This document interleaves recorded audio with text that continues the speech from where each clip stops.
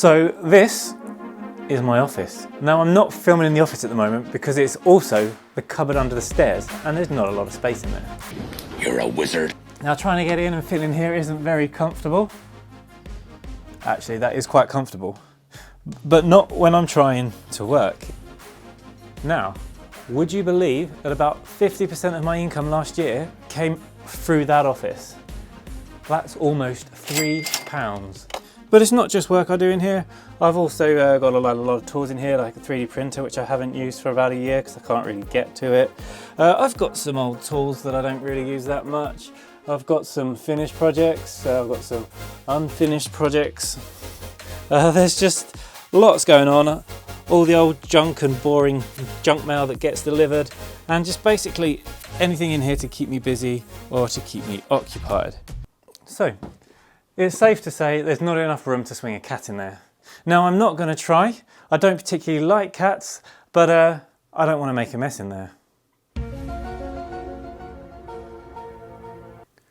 So I need to come up with a new idea. Now, my first idea was to kick my daughter out of her bedroom and use that as an office and then put her under the stairs. But my girlfriend would not allow that. And then I came up with the second idea. Now in the garden we have an old shed that is falling apart. So I told my girlfriend I could knock it down and build a new one. Now, if I then take that shed, turn it into 2 rooms, and then make one room really big, I could then make that my office. And that is what I'm going to do. I'm going to go in the garden and build my dream office in the garden. I'm going to be able to design everything. I'm going to put some little secret features in there. I'm going to have really beautiful decorations. It's going to be something that I've made specifically for me to do my projects. So that's the idea. That's always the first step. The second step is to then design it and solidate that idea. Is that a word? Solidate. Consolidate, does that work? And for that, I'm going to need to head over to the computer in my office. So this is my garden, or at least it's what my phone thinks my garden looks like. I've scanned it on Scaniverse, which is a free app, and I've dropped it into Blender, which is a free app. I do like free things. Now it's to scale, so I can design my building. So here's the building. Okay, so we've got these double doors at the front. My girlfriend found these on eBay for cheap, so we bought them. We like cheap things. And it came with a free window and door. We like free things even more. Now we can see we've got some roof here without the wall. This is because it's my girlfriend's bit, so it's not important. As long as there's enough space in there, we'll put some shelves in. It'll all be fine. Now for the important bit, inside. Now, as you can probably tell, this is my laser cutter, and I've got my computer in here, and then I realised I didn't take into account my heater. So I've redesigned it, and here it is. Got a bit of storage, my desk is in the same place, I've mounted my monitors to the wall, and down here I've got a little secret thing. Now, I'm not going to tell you what it is yet, not because I'm a cunning marketing person and want you to watch the next video and subscribe, but because I don't actually know what I'm doing with it yet. It will be awesome though. And also the finished design won't look so boring. I plan on sculpting everything inside and making it look absolutely amazing. This is what it looks like now though. We've got a long way to go. So I spoke to my friend Tony, who likes to build things, and we put a list together of everything we would need to buy. So I went onto Wix and I put together a massive order of everything I would need to start.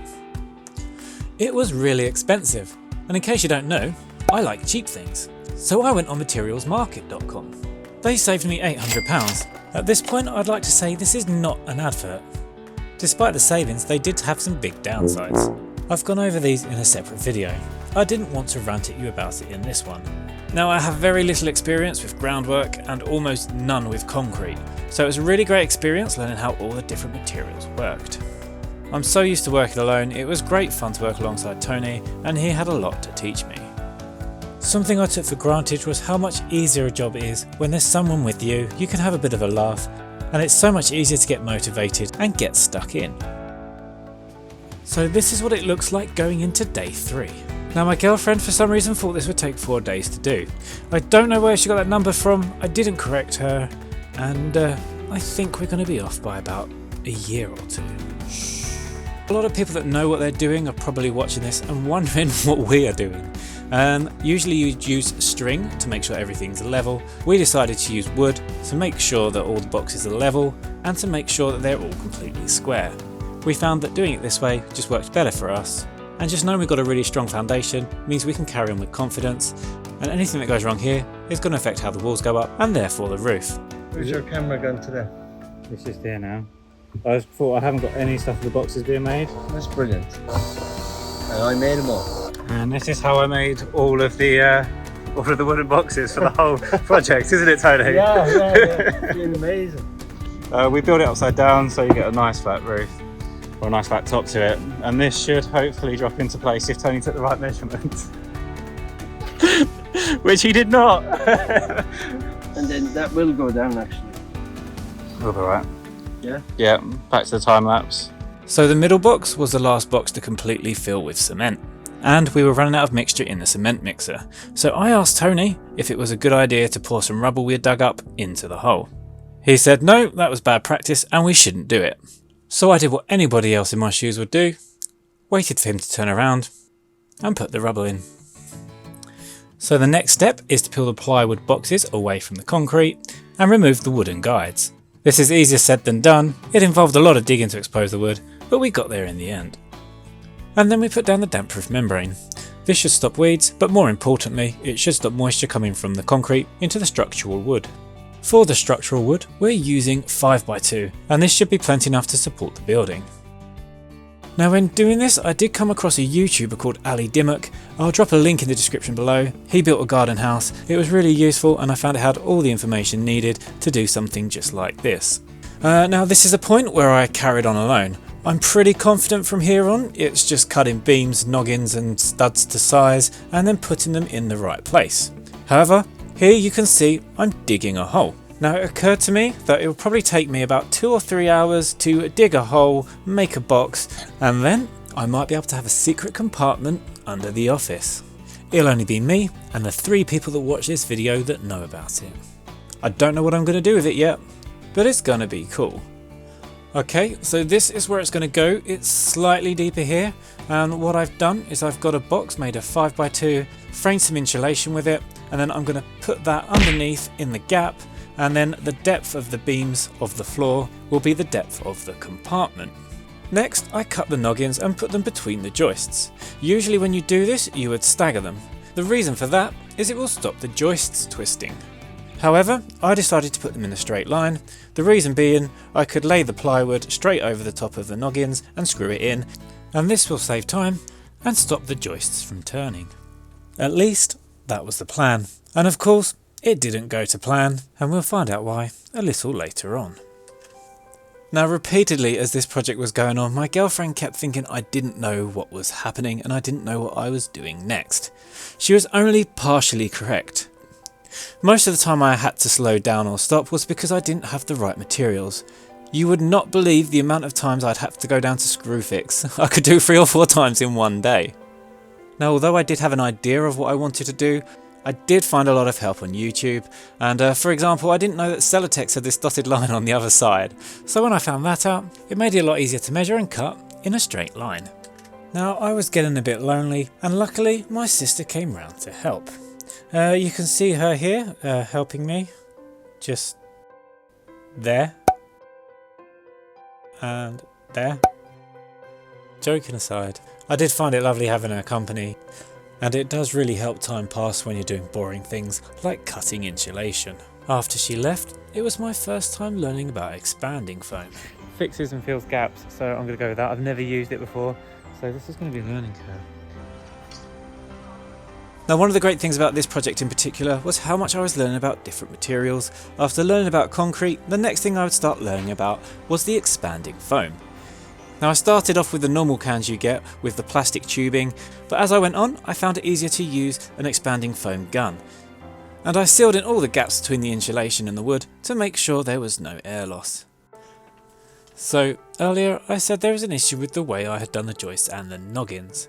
I decided not to stagger them so I could screw the plywood straight into place without needing to cut it. What I found was that I'd measured 4 centimetres off, so despite the fact I thought I was being really clever, I still had to shave the edges off, and then I had to cut the plywood to fit where it could. This is a shame because this meant there was more waste than I was expecting. I used 12mm marine plywood for this, which is more expensive than standard plywood because it's a bit more resistant to water. In hindsight, I probably would have been fine just using some chipboard, and if I was worried about the strength, I could have gone to 18mm instead of 12mm. And in case I was confusing before when explaining my secret compartment, this is it. Watching this project back, it seems a lot quicker than it actually was. I'd usually spend 10 to 12 hour days, and at the end of each day, have a lot to tidy up. Building the walls for the project I found really fulfilling. It didn't actually take too long to cut everything to size once I got into the swing of things. I could have used a chop saw instead of a circular saw and saved loads of time, but as I had this one handy and I didn't want to go out and borrow or rent one, I decided to continue with a circular saw. One of the reasons I like doing the wall so much is they're relatively quick to build, and when they go up really quick, and it looks like you've done loads of work for one day. My girlfriend helped me out here to make sure it fit nicely in place, and then I went back to my solo working. Now usually you would put the stud walls up first and then use a chipboard over the top. I however have decided to put the chipboard on first and then stand it up. This is because working alone, it'll be easier to stick the board on the wall while it's flat than doing it when it's standing up and trying to hold it with one hand and screw with the other. I made sure the chipboard had a 5-inch overlap so that when I stood it up, it covered up the beam underneath the wall as well as the wall itself. So I carried on building the walls as before. I had to lay them down on top of each other and basically made a flat pack building. And then when my girlfriend came home, she helped me stand all the walls up and screw them into place. This felt like a big day. I could finally see the project working, and it really started to feel like it was coming along. Now the last wall is going to be the biggest wall, so this one I actually measured and planned, and then I built it in place. Now when it came to the roof, despite all the research I'd done, I still wanted help. So this is where Tony came back for one more day. After a few puffs of his vape, we got measuring and came up with a plan to put the roof on top.